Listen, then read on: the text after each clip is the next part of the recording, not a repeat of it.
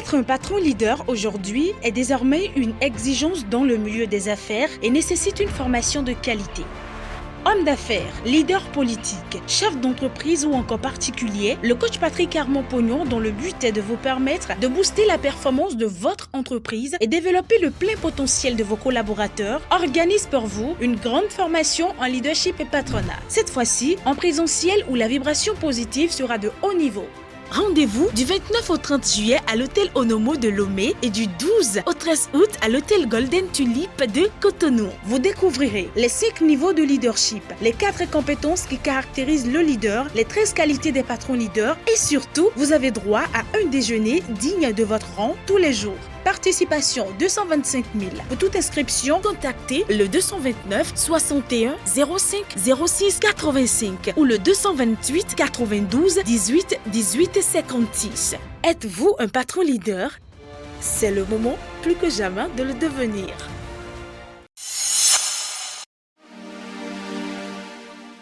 Lutte contre la corruption.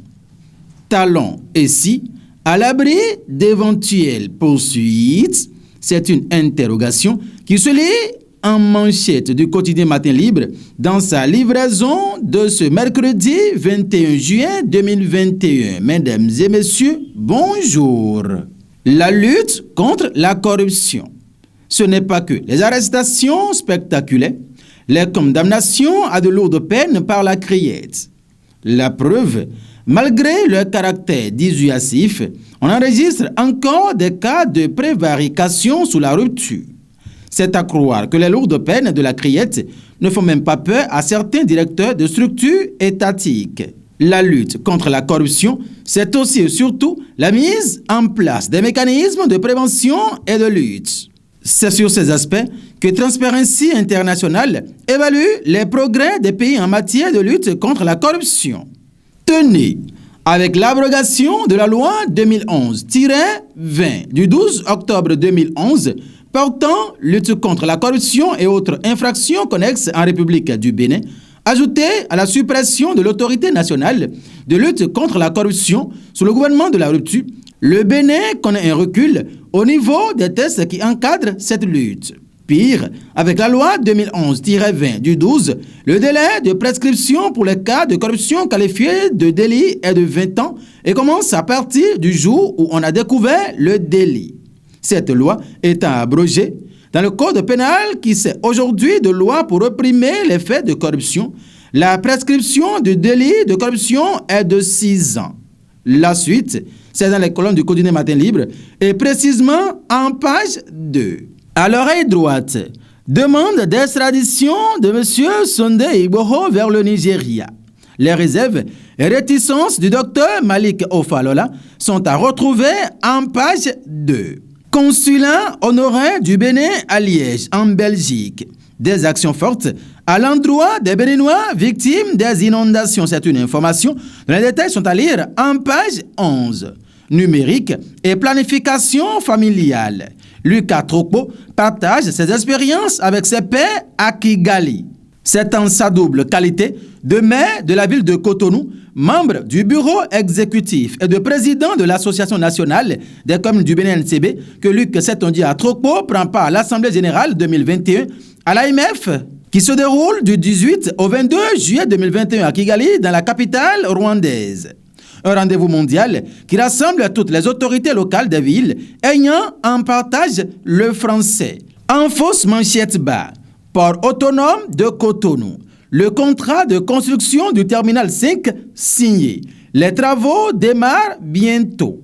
Et pour finir, fermeture du musée de plein air de Parakou. Pourquoi la langue de bois des principaux acteurs?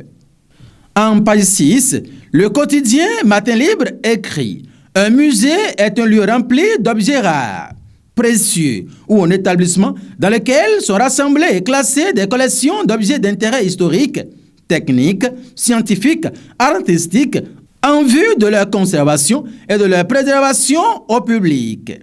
Portail détruit, cou gazonné par des mauvaises herbes attirant des reptiles. Clôture cassée et l'intérieur servant de dépotoir d'ordures et parfois de latrine publique. les bancs publics et même la cour accueille toute personne, normale ou pas. Comme si ce musée promouvait de l'insécurité, l'agent de sécurité brille par son absence. On découvre des immondices par-ci, par-là. Le bloc des expositions temporaires a perdu ses portes et fenêtres. Désormais, règne en roi les fumeurs de chanvre indien dans une scénographie de forêt classée. Le village artisanal pleure son image d'aujourd'hui, car quelques artisans y siègent dans un vilain décor reflétant l'ignorance des acteurs concernés. Le bloc des expositions permanents est clos, tel un temple maudit où personne ne s'y approche. Quant au bloc administratif, les pipis des souris et cafards baument le visiteur qui tente d'entrer dans une salle. Nous n'avons pas inventé cette description, c'est plutôt l'image et le seul souvenir inoubliable que nous avons du musée de plein air de Parakou. Le quotidien Matin Libre, dans sa livraison de ce jour, a donné de plus amples détails aux pages 6 et 7 de ce musée fermé dans la ville de Parakou. Mesdames et messieurs, merci de nous avoir suivis et bonne suite de la fête de Tabaski à toute la communauté musulmane.